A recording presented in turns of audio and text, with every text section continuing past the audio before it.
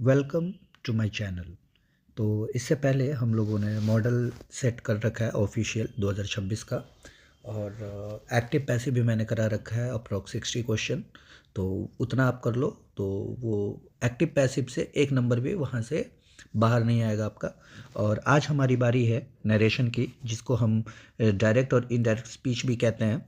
ठीक है, डायरेक्ट और इनडायरेक्ट स्पीच कहते हैं। ये पार्ट 1 है। इसमें भी लगभग हम लोग 60 क्वेश्चन करेंगे, जिसमें से प्रीवियस ईयर और एक्सपेक्टेड पेपर है हमारा। ठीक है, इससे भी बाहर कुछ नहीं आएगा पेपर। हमने लक्ष्य ले रखा है बोर्ड एग्ज़ाम 2026 के लिए। तो हम लोग रोज़ कुछ ना कुछ पढ़ेंगे। कोई टॉपिक अगर आपको कोई डाउट होगा वो भी आप पूछ सकते हो। ऑप्शन एलिमिनेशन वो भी हम लोग इसमें भी देखेंगे। बिना ऑप्शन एलिमिनेशन के तो मैं कोई भी टॉपिक नहीं पढ़ाता। ठीक है, तो ज़्यादा टाइम आपका वेस्ट ना करते हुए मैं मूव करता हूँ सीधे क्वेश्चंस की तरफ। देखिए, ये हमारा लक्ष्य भी है कि लक्ष्य हमारा है बिहार बोर्ड। ठीक है, तो ये हमारा लक्ष्य है बिहार बोर्ड और 2026। तो शुरू करते हैं। टॉपिक का नाम है narration, direct indirect speech, expected और प्रीवियस ईयर दोनों क्वेश्चन इसमें मैंने ले रखा है। तो सबसे पहला क्वेश्चन कह रहा है he said comma inverted comma I am tired. तो मैं उम्मीद करता हूँ आपको पता होगा कि टेंस पूरा आपको याद होगा, और कौन सा टेंस किस में चेंज होता है ये भी आपको याद होगा। तो शुरू करते हैं।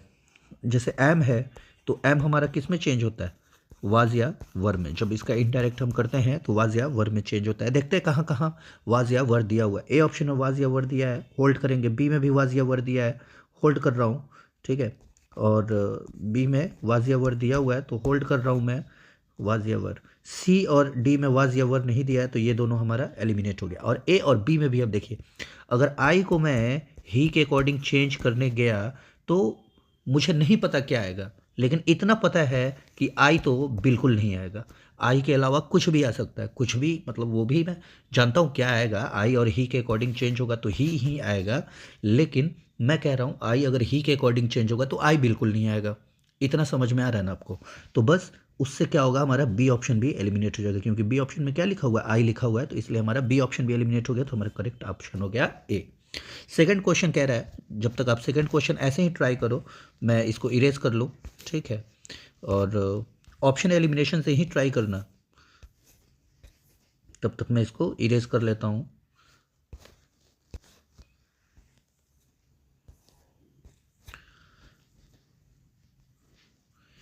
तो शुरू करते हैं, देखते हैं। क्वेश्चन नंबर सेकंड में कह रहा है आई लाइक टी।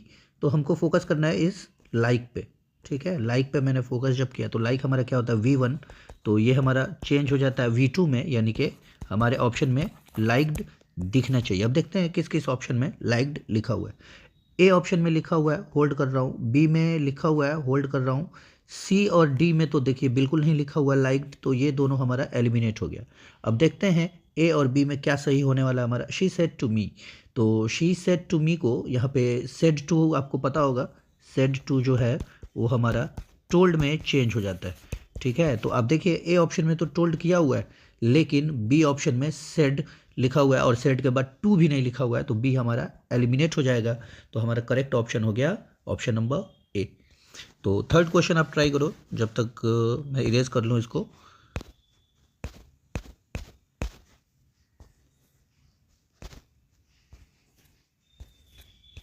तो हमारा थर्ड क्वेश्चन कह रहा है Ram said I have finished my work. तो हैव फिनिश्ड कौन सा टेंस होता है? हैव फिनिश्ड होता है हमारा प्रेजेंट परफेक्ट, जो कि पास्ट परफेक्ट में चेंज होता है। यानी हैव फिनिश्ड जो है वो हमारा चेंज हो जाएगा हैड फिनिश्ड में। अब देखते हैं कौन कौन सा ऑप्शन हैड फिनिश्ड लिखा हुआ है। ए ऑप्शन में नहीं लिखा है, एलिमिनेट कर देंगे। बी में यहाँ पे देखिए हैड फिनिश्ड लिखा हुआ है, होल्ड कर रहा हूँ। सी में भी हैड फिनिश्ड लिखा हुआ है, होल्ड कर रहा हूँ। डी में ऐसा कुछ नहीं लिखा हुआ है, तो ये भी मेरा एलिमिनेट हो गया। बी और सी ये दोनों में से कोई एक हमारा करेक्ट होगा। अब देखिए, अभी जो मैंने फर्स्ट क्वेश्चन में बताया था वही सेम चीज़ यहाँ पे, कि अगर आई को राम के अकॉर्डिंग चेंज करेंगे तो आई तो बिल्कुल नहीं आएगा। ठीक है, तो इस वजह से हमारा सी ऑप्शन भी हमारा एलिमिनेट हो गया, क्योंकि सी में क्या किया है? आई दिया हुआ है। ठीक, तो हमारा सी ऑप्शन एलिमिनेट हो गया। हमारा करेक्ट ऑप्शन हो जाएगा बी ऑप्शन। मूव करते हैं क्वेश्चन नंबर 4 के तरफ। स्लाइड नंबर 3 कह रहा है he said to her do you know English. ठीक है, तो डू यू नो, तो ये कौन सा टेंस हो गया हमारा? प्रेजेंट सिंपल हो गया। तो जो कि पास्ट सिंपल में चेंज होता है, यानी नो की जगह पे हमको दिखना चाहिए न्यू। अब देखते हैं किस किस ऑप्शन में लिखा हुआ है। ए ऑप्शन में लिखा हुआ है होल्ड कर रहा हूँ, बी में भी लिखा हुआ है होल्ड कर रहा हूँ, सी में भी लिखा हुआ है होल्ड कर रहा हूँ, डी में नहीं लिखा हुआ है तो इसको मैं एलिमिनेट कर दूंगा। और आपको पता होगा ये जो हमारा सेंटेंस दिया हुआ है क्वेश्चन में, डू यू नो इंग्लिश, ये हमारा हेल्पिंग वर्ब इंट्रोगेटिव होता है और हेल्पिंग वर्ब इंट्रोगेटिव में कंजंक्शन इफ आता है। ठीक है, कंजंक्शन इफ आता है। तो देखते हैं कहाँ कहाँ इफ लिखा हुआ है। ए ऑप्शन में इफ लिखा हुआ है होल्ड कर रहा हूँ, और बी ऑप्शन में नहीं लिखा है तो बी तो हमारा एलिमिनेट हो गया क्योंकि बी में दैट दिया हुआ है तो एलिमिनेट हो गया। सी में इफ लिखा हुआ है तो होल्ड कर रहा हूँ। अब देखिए यहाँ पे क्वेश्चन फिर से एक बार हम पढ़ेंगे। आपको देखिए, आपको लग रहा होगा कि बार बार एलिमिनेट कर रहे हैं, ये तो बहुत टाइम टेकिंग। मैं समझा रहा हूँ इसलिए टाइम टेकिंग है। अगर आप ये सारी चीज़ें आप खुद से प्रैक्टिस करते हो तो आप देखोगे ये विद इन सेकेंड हो जाएगा। जितने में आप सॉल्व करोगे ना, जितने देर में आप इसको एनालाइज करोगे सॉल्व करोगे, उतना देर में ये पेपर हो जाएगा। ठीक है, तो हमारा कह रहा है he said to her do you know English, कि उसने उस लड़की से कहा क्या तुम इंग्लिश जानती हो। तो आप खुद बताइए, ये पूछ रहा है ना, डू यू नो इंग्लिश, तो ये पूछ रहा है। तो हमारा आज सेड टू यहाँ पे आस्क्ड में चेंज हो जाता है। तो ए ऑप्शन में आस्क्ड दिया हुआ है होल्ड कर रहा हूँ, सी में आस्क्ड नहीं दिया टोल्ड दिया हुआ है तो ये हमारा एलिमिनेट हो जाएगा। करेक्ट ऑप्शन हो जाएगा ए। क्वेश्चन नंबर 5 में कह रहा है she said where are you going. तो अभी मैंने कुछ देर पहले ही बताया पिछले स्लाइड में ही कि आर हमारा किस में चेंज हो जाता है, वाज या वर में। ठीक है, वाज या वर। तो देखते हैं वाज या वर कहाँ कहाँ लिखा हुआ है।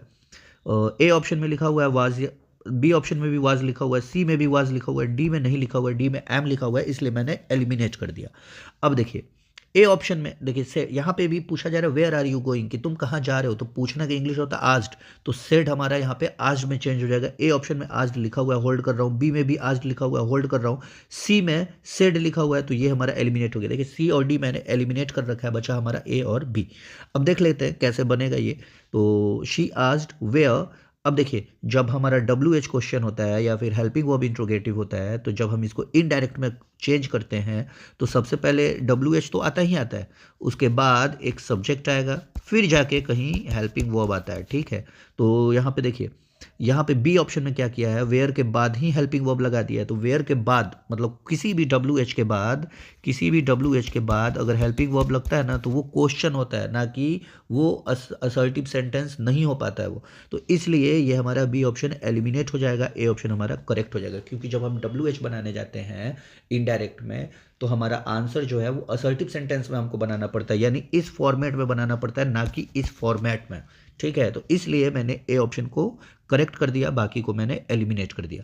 क्वेश्चन नंबर 6 में कह रहा है he said I will help you. तो देखिए विल हमारा किस में चेंज हो जाएगा, विल का पास्ट वुड होता है। ठीक है, तो विल का पास्ट होता है हमारा वुड। तो देखते हैं वुड कहाँ कहाँ लिखा हुआ है। ए ऑप्शन में वुड नहीं लिखा है, एलिमिनेट हो जाएगा। बी में वुड लिखा है, होल्ड करूंगा। सी में भी वुड लिखा है, होल्ड करूंगा। डी में भी वुड लिखा है, होल्ड करूंगा। ठीक है, अब देखिए सेड हमारा सेड में ही रह जाता है।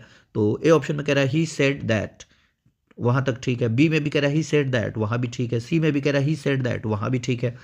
और मैंने सॉरी ए ऑप्शन एलिमिनेट किया है, तो ए तो ऐसे ही नहीं काउंट में लेंगे। बी से मैं फिर से रिपीट कर रहा हूँ, ए ऑप्शन हमने पहले ही एलिमिनेट कर रखा था क्योंकि यहाँ पे विल के जगह पे विल ही दिया था, जबकि हमको चाहिए क्या, वुड। तो बी ऑप्शन में ही सेड दैट और वुड दोनों दिख रहा है। सी ऑप्शन में भी ही सेड दैट और वुड दोनों दिख रहा है। डी में ही सेज लिखा हुआ है। ठीक है, तो ये हमारा ऐसे में एलिमिनेट हो जाएगा। तो बचा क्या हमारे पास, बी और सी।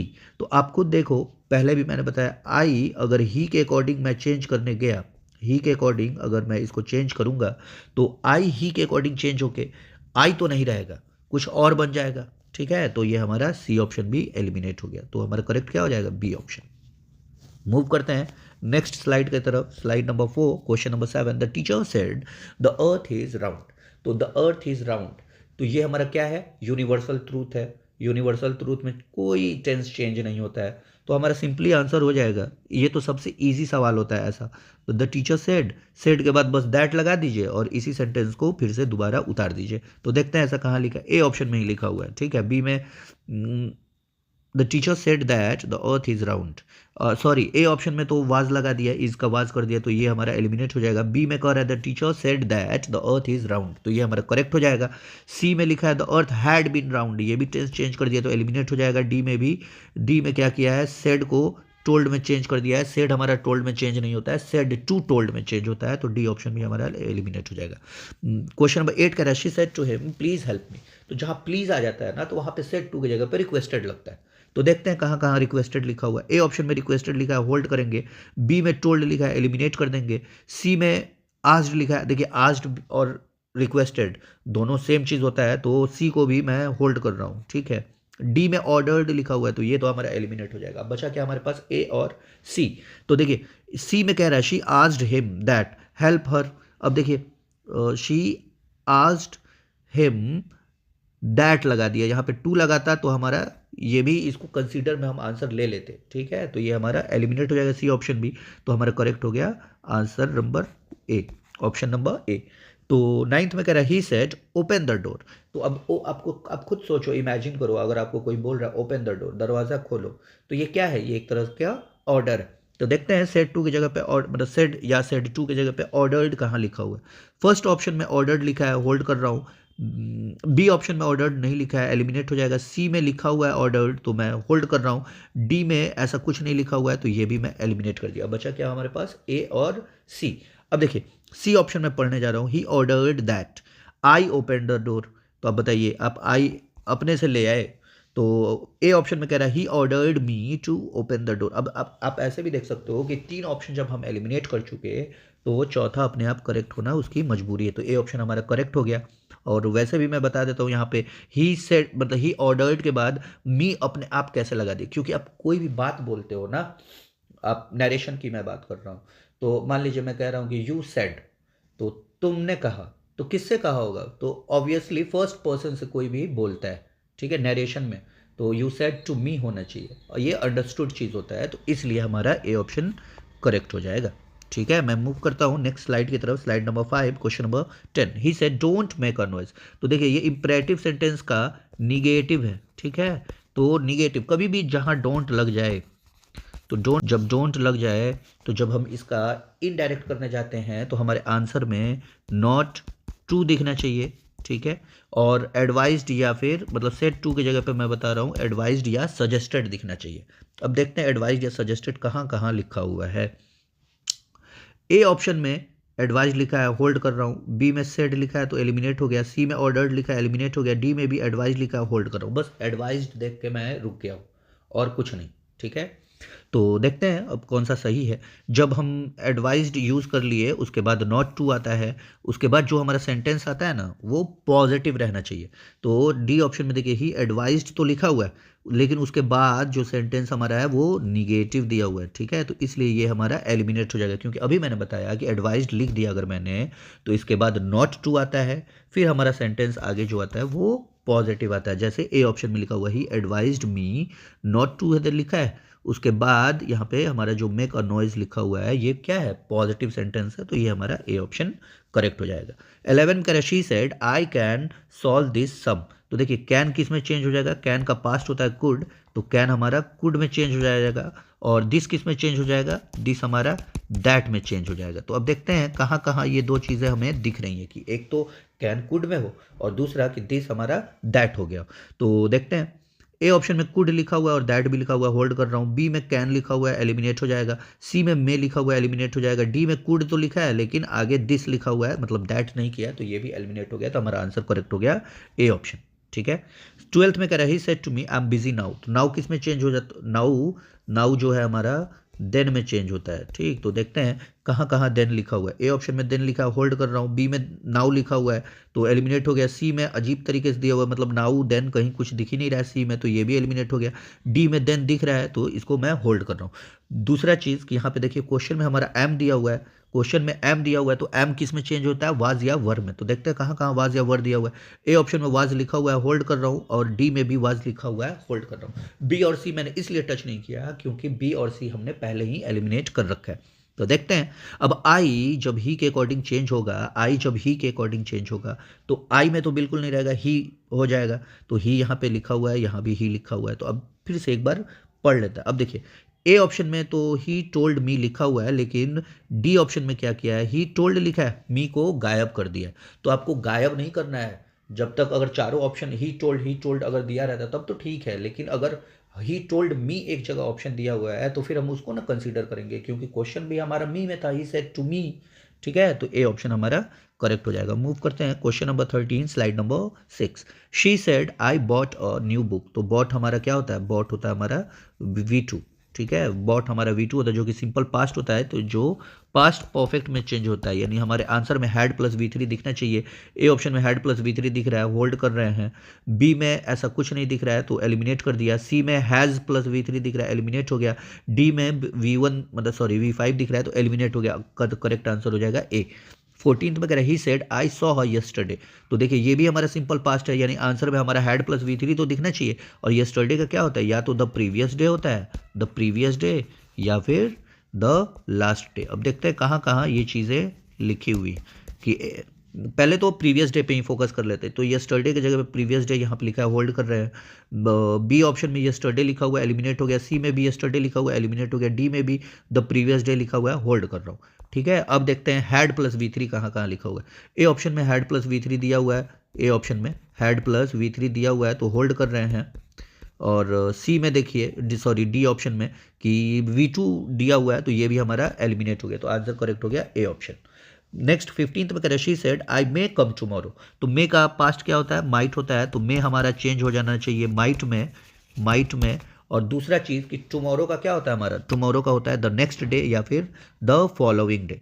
तो द नेक्स्ट डे या फिर द फॉलोइंग डे। तो देखते हैं द नेक्स्ट डे या फिर द फॉलोइंग डे कहाँ कहाँ लिखा हुआ है। तो ए ऑप्शन में नेक्स्ट डे मतलब द नेक्स्ट डे दिख रहा है, होल्ड करेंगे। बी सी डी में टुमारो लिखा हुआ है तो ये तो ऐसे ही एलिमिनेट हो गया, तो हमारा आंसर करेक्ट हो गया 15 का ए। मूव करते हैं नेक्स्ट स्लाइड, स्लाइड नंबर 7 की तरफ। स्लाइड नंबर 7 कह रही said to me are you ready.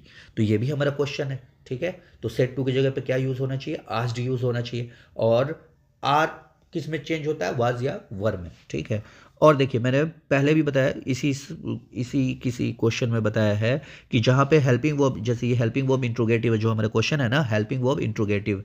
तो हेल्पिंग वर्ब इंट्रोगेटिव में कंजंक्शन क्या लगता है? इफ लगता है। तो देखते हैं कहाँ सेड टू को आस्क्ड किया हुआ है। ए ऑप्शन में आस्क्ड लिखा हुआ है, होल्ड कर रहा हूँ। बी में भी आस्क्ड लिखा है, होल्ड कर रहा हूँ। सी में टोल्ड लिखा है, एलिमिनेट हो गया। डी में आस्क्ड लिखा हुआ है, होल्ड कर रहा हूँ।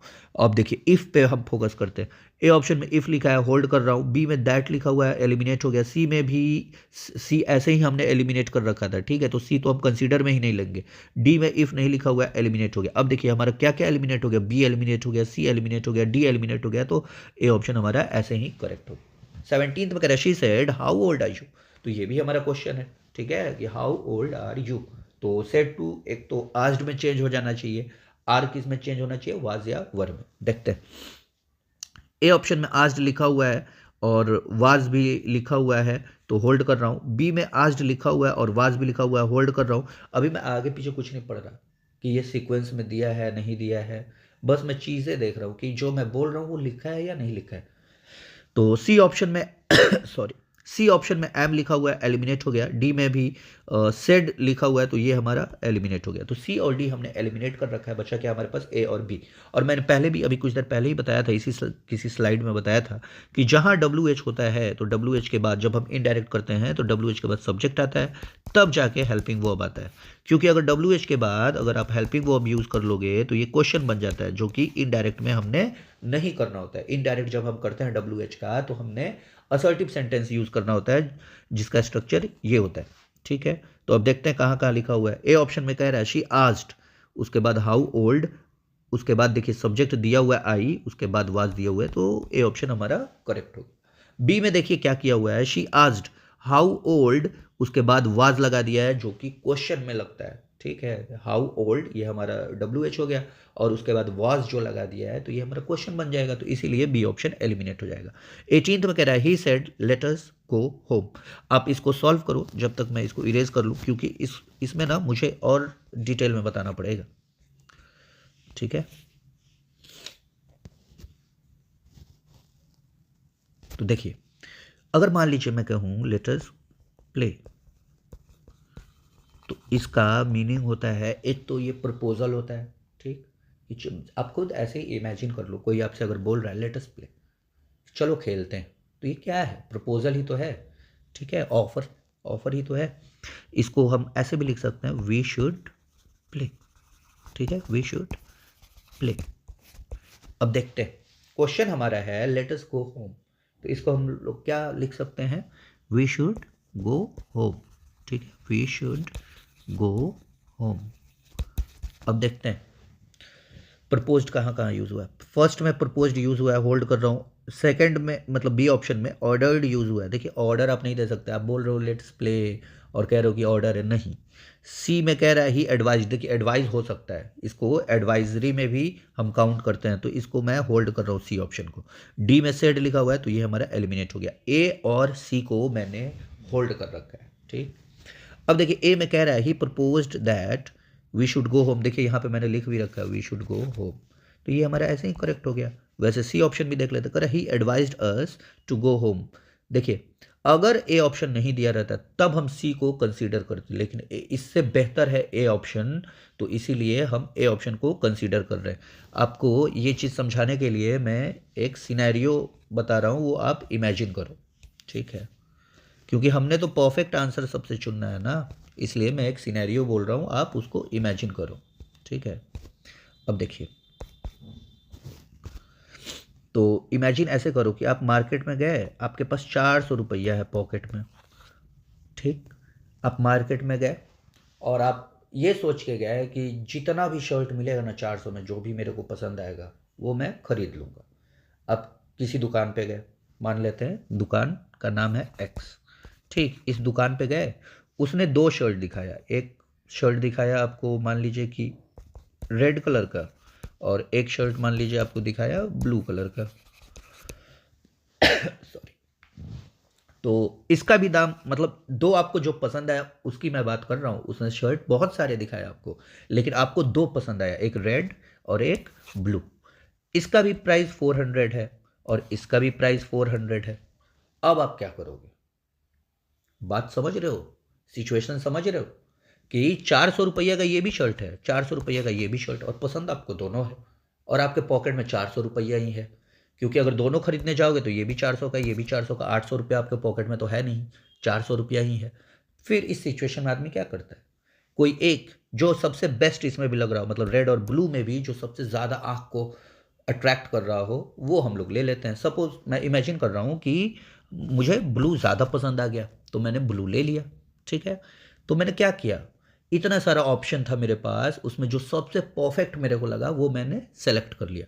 वही काम हमारा ऑप्शन में भी होता है। क्वेश्चन जो देता है, क्वेश्चन के साथ जो आंसर देता है, कभी कभी तो चारों आंसर करेक्ट होगा, तो ऐसा थोड़ी है कि आप चारों टिक करने बैठ गए, क्योंकि ऑप्शन तो हमने एक टिक करना होता है, तो आप चारों नहीं टिक कर सकते या 2 नहीं टिक कर सकते, ठीक है। अनटिल अनलेस ऐसा ऑप्शन दिया हो कि बोथ ए एंड बी या बोथ सी एंड डी, ऐसे करके जब तक ऑप्शन नहीं दिया हो आप उसको नहीं टिक कर सकते, आपको एक ही टिक करना होता है। तो यहाँ पे ए भी करेक्ट है, सी भी करेक्ट है, लेकिन सबसे परफेक्ट क्या है? ए है, तो इसीलिए मैंने ए को टिक किया, और यहाँ मैंने इस सिचुएशन को समझाने की भी कोशिश की है, ऐसे नहीं कि मैंने बस टिक कर दिया, ठीक है। मूव करते हैं नेक्स्ट स्लाइड, स्लाइड नंबर 8 के तरफ। कह रहा है question number 19, she said alas I am ruined, कि उसने कहा कि मैं बर्बाद हो गई, ठीक। आप खुद सोचिए, अगर कोई बोल रहा है मैं बर्बाद हो गई, तो ये दुख की बात है ना, खुशी की बात थोड़ी है, दुख की बात। तो दुख के लिए हमारा वर्ड आता है सॉरो, आता है ग्रीफ, आता है exclaimed with sorrow, exclaimed with grief, GRIEF लिख ही दे रहा हूँ, ठीक है, ग्रीफ। तो देखते हैं कहाँ कहाँ ऐसा कुछ यूज हुआ है। ए ऑप्शन में कह रहा है शी एक्सक्लेम्ड विद सॉरो, तो होल्ड कर रहा हूँ, सिर्फ इतना ही से मैं होल्ड किया हूँ, ठीक है। बी में कह रहा है शी एक्सक्लेम्ड, बी को भी होल्ड कर ले रहा हूँ, एक्सक्लेम्ड कर रही, मतलब एक्सक्लेम कर रही है, तो इसलिए मैंने होल्ड कर लिया। सी में कह रहा है शी सेड सैडली, तो ये मैं एलिमिनेट कर दे रहा हूँ, क्योंकि ये एक एक्सक्लेमेटरी सेंटेंस है, ठीक है। Sorry sorry. डी में कह रहा है शी एक्सक्लेम्ड विद जॉय, अब खुद सोचो वो बर्बाद हो गई तो खुशी के साथ तो नहीं बताएगी, तो या तो हमारा आंसर करेक्ट होगा ए या फिर बी, ठीक। तो अब देखिए ए में क्या क्या है, एम को इज में कर दिया है, ठीक, मतलब प्रेजेंट को प्रेजेंट में ही रहने दिया, तो इसलिए हमारा बी ऑप्शन भी एलिमिनेट हो गया। और ए ऑप्शन में क्या किया है, मैंने पहले भी बताया था कि एम किस में चेंज होता है, सॉरी वाज या वर में, तो वाज यहाँ पे दिया हुआ है ए ऑप्शन में, तो ये हमारा करेक्ट हो गया। मैं आगे पीछे कुछ नहीं पढ़ रहा, ठीक है। जब हमारा वाज ही नहीं दिया होगा तो आगे पीछे पढ़ के फायदा क्या होगा भाई, ठीक है। तो नेक्स्ट मूव करते हैं क्वेश्चन नंबर 20 की तरफ। कह रहा है he said what a beautiful flower. ठीक, तो चलिए इसको भी सॉल्व कर लेते हैं कि आप खुद सोचो, ही सेड उसने कहा कितना सुंदर फूल है। ठीक, तो कितना सुंदर फूल है का क्या मतलब है? बहुत सुंदर फूल है। ठीक है, अब देखिए ये तो मैं लिटरल इसका मीनिंग बता दिया, लेकिन जब इनडायरेक्ट हम करने जाएंगे तो कितना सुंदर फूल है इसका मैंने मीनिंग बताया कि आपको कि बहुत सुंदर फूल है। जब इनडायरेक्ट करने जाएंगे तो ये हो जाएगा बहुत सुंदर फूल था। ठीक है, तो देखते हैं वाज कहाँ कहाँ यूज हुआ है। वाज ए ऑप्शन में यूज हुआ है, होल्ड कर रहा हूँ। बी में नहीं यूज हुआ है, एलिमिनेट कर दिया। सी में यूज हुआ है, होल्ड कर लिया। डी में आप खुद देखिए, ही एक्सक्लेम्ड विद सॉरो कि दुख के साथ बता रहा है कि कितना सुंदर फूल है। नहीं भाई, डी भी हमारा एलिमिनेट हो गया, तो मैंने होल्ड किया ए और सी को। अब सी में देखिए क्या कर रहा है, he said that it was beautiful flower. नहीं भाई, वो बोल नहीं रही थी, वो एक्सक्लेम कर रही थी, वो सरप्राइज हो रही थी। ठीक है, तो इसीलिए ए ऑप्शन हमारा ऐसे में करेक्ट हो जाएगा। 21st में कह रहा है he said I must go now. तो नाउ किस में चेंज होता है? अभी मैंने कुछ देर पहले भी बताया था, नाउ चेंज होता है हमारा देन में। देखते हैं कितने ऑप्शन में देन लिखा हुआ है। ए ऑप्शन में लिखा हुआ है, होल्ड कर रहा हूँ। बी में भी लिखा हुआ है, होल्ड कर रहा हूँ। सी में नहीं लिखा हुआ है, एलिमिनेट कर दिया। डी में लिखा हुआ है, होल्ड कर रहा हूँ। तो एक ऑप्शन तो एटलीस्ट हम एलिमिनेट कर पाए। अब देख लेते हैं। कह रहा है फर्स्ट में ही सेड दैट आई, जब ही के अकॉर्डिंग चेंज होगा तो ही आना ही चाहिए, तो ही लिखा हुआ भी है। उसके बाद मस्ट भी लिखा हुआ है, गो भी लिखा है, देन भी लिखा है, तो ये हमारा ए ऑप्शन करेक्ट हो गया। बी में देखते हैं क्या गड़बड़ी है। बी में कह रहा है he said that he had to go then, तो ये हमारा एलिमिनेट हो जाएगा। सी में कह रहा है, सी ऐसे भी हमने एलिमिनेट कर रखा था। डी में कह रहा है he said that he has use कर लिया, तो ये भी हमारा एलिमिनेट हो जाएगा। तो आंसर करेक्ट हो गया ए ऑप्शन। तो ये हमारे कुछ सवाल थे, ये प्रीवियस ईयर है और एक्सपेक्टेड क्वेश्चंस भी मैंने डाल रखे हैं। और भी बहुत सारे सवाल हैं। ऑलरेडी वीडियो लंबा हो गया है, तो मैं नहीं चाहता कि आप ज़्यादा टाइम कहीं इन्वेस्ट करो। ठीक है, आप अपना पढ़ाई और रिवीजन ये सब पे ज़्यादा टाइम दो। इसलिए मैं छोटा छोटा वीडियो करके दे रहा हूँ, ताकि आपको भी बर्डन ना लगे देखने में। आप खाते पीते खाना बना रहे हैं देख लिया, कोई काम कर रहे हैं देख लिया, ऐसे करके आप देख सको, इसलिए मैं छोटा वीडियो रखने का पूरा कोशिश कर रहा हूँ। बाकी अगले पार्ट में कुछ और क्वेश्चंस कर लेंगे। ठीक है, और आप बस रिवीजन करते रहिए। बोर्ड्स एग्ज़ाम आ चुका है, मतलब आने ही वाला है, आप आ चुका ही समझिए, और सीरियस हो जाइए अपने पढ़ाई को लेके। ठीक है, अगर इतना दिन से आप सीरियस नहीं हुए हो और अभी भी सीरियस नहीं हो रहे हो ना, तो आप सोच लो आप कहाँ एग्जिस्ट करते हो। कोई बच्चा है जो डे 1 से पढ़ रहा है, डे 1 से, और आप जब मैं लगभग लगभग बता रहा हूँ कि जब 300 दिन ख़त्म हो गया तब आप पढ़ने बैठे हो, और कोई बच्चा डे 1 से पढ़ रहा है, तो वो आगे निकलेगा या आप? अगर वो अच्छे से पढ़ रहा है ना, तो वो कभी भी आप खुद समझ सकते हो, वो आपसे आगे निकल जाएगा। ठीक है, लेकिन कोई ना, आप बस मेहनत करते रहिए, बाकी सब ठीक ही होगा। चलिए मिलते हैं फिर अगली वीडियो में, तब तक के लिए धन्यवाद।